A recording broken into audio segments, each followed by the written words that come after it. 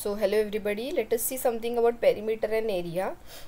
इथे मी एक स्क्वेअर दिलाय, स्क्वेअरचं नाव आहे ABCD आणि इथे मी एक रेक्टँगल आहे ब्ल्यू कलर मध्ये, तो रेक्टँगल आहे, रेक्टँगलचं नाव आहे EFGH.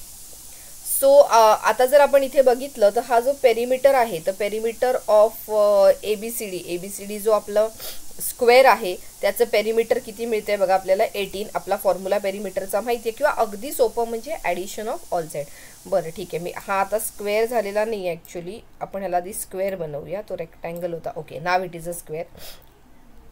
तर तुम्ही बघू शकता की एरिया किती आहे त्याचा 16 आहे आणि पेरिमीटर पण 16 आहे. आता पेरिमीटर म्हणजे हा जो डार्क पिंक कलर तुम्हाला दिसतोय दॅट इज पेरिमीटर, आणि हा जो आतमध्ये पिंक भरलेला आहे दॅट इज द एरिया. तर अजून थोडंसं चेंज करूया, बघूया. आता आपण याचं साईड आपण याची 5 सेंटीमीटर्स करूया. 5 सेंटीमीटर केल्यावर बघा त्याचा पेरिमीटर झाला 20 आणि एरिया झाला किती 25. सिमिलरली आता इथे रेक्टँगल आहे, त्या रेक्टँगलची लेंथ आहे 8 आणि ब्रेडथ आहे 4, तर त्याचा एरिया मिळतोय 32, पेरिमीटर मिळते 24.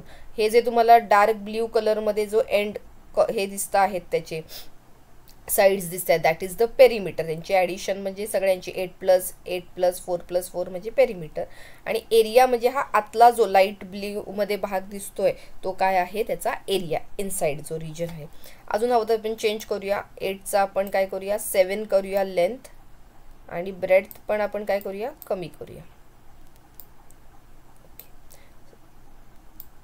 ब्रेडथ आपण करूया 3. ओके, सो थोडंसं 7 आहे तो आपण आधी 7 करूया. Okay, so we can see now की त्याची पेरिमीटर किती आहे, पेरिमीटर 20 मिळालं आणि एरिया इज हाऊ मच 21.